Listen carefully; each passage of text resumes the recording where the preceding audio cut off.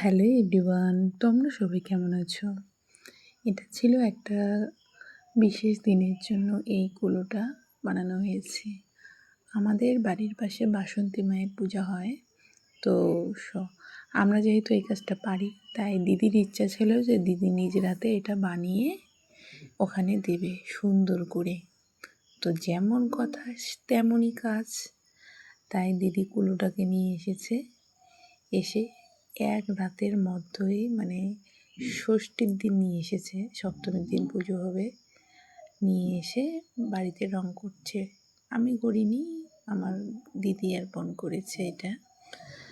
তো প্রথমেই রং করে নিল, রং করে নিয়ে সাদা বেশটা লাগিয়েছে, তারপর অরেঞ্জ কালার, লাল কালার দিয়েছে, দিয়ে সুন্দরভাবে করছে। ওর ইচ্ছে ছিল সেই সুন্দর করে দেবে, তো ও নিজের হাতেই করছে। আর হাত যেরকম আছে ওরকমই করছে, একদম প্রপার যে খুবই পাকা হাত তাও নয়, আবার যে খারাপ তাও নয়, একদম। আমার ক্ষেত্রে তো খুবই ভালো লেগেছে, ও খুব সুন্দর করেছে, কুলোটা খুব সুন্দর হয়েছে। অনেক রাত হয়েছে, রাত 2টো বাজে। একদিনের মধ্যেই ওরা কাজটা করবে, এই জন্যে দেখো কীভাবে শুকাচ্ছে।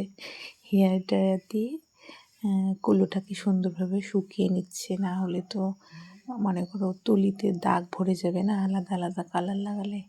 তাই এই বুদ্ধিটা মাথায় এনেছে। হেয়ার ড্রায়ার ছিল বাড়িতে, হেয়ার ড্রায়ার দিয়ে সুন্দরভাবে কুলোটাকে শুকিয়ে নিয়েছে। শুকিয়ে নেওয়ার পর একটার পর একটা কলকা ডিজাইন করছে। আমার তো দারুণ লেগেছে।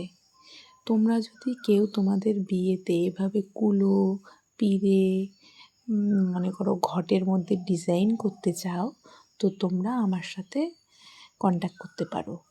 এই ভিডিওর নিচে তোমরা কমেন্ট করতে পারো যে তোমাদের বিয়েতে তোমরা এরকম করে নিতে চাও আমাদের কাছ থেকে। তোমরা আমাকে কমেন্ট করতে পারো এই ধরনের কাজ করার জন্য। আর কুলোটা কীরকম হয়েছে তোমরা অবশ্যই জানিও। মোবাইলে তো দেখাই যাচ্ছে যে 4 মিনিটের ভিডিও, 2 মিনিট, 3 মিনিট, কিন্তু সত্যি এই কাজগুলো হলো একটা সময় সাপেক্ষ কাজ, আর একটা মনের জোর চাই যে এই কাজটা আমি করব। দেখতে খুব ইজি মনে হয়, কিন্তু একবার যখন রং তুলিটা হাতে নিয়ে দেখবে কতটা কঠিন কাজটা। খুবই সোজা মনে হয় আমি এটা খুব সহজেই পেয়ে যাব, কিন্তু আসলে এটা তাই নয়।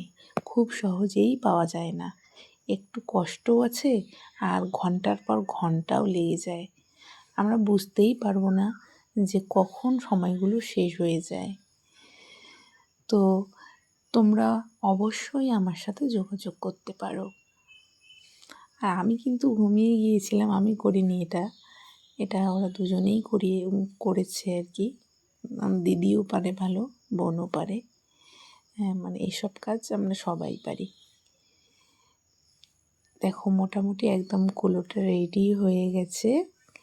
তার সাথে ছিল প্রদীপ, আর ওখানেও প্রদীপগুলো আমরা করেছি সবাই মিলে, আমি, দিদি, বোন, আমার ভাস্তি, সবাই মিলে 108টা প্রদীপ আমরা বানিয়েছিলাম ওই পুজোর জন্য। ওইটা তো তোমরা আগেই দেখে নিয়েছো।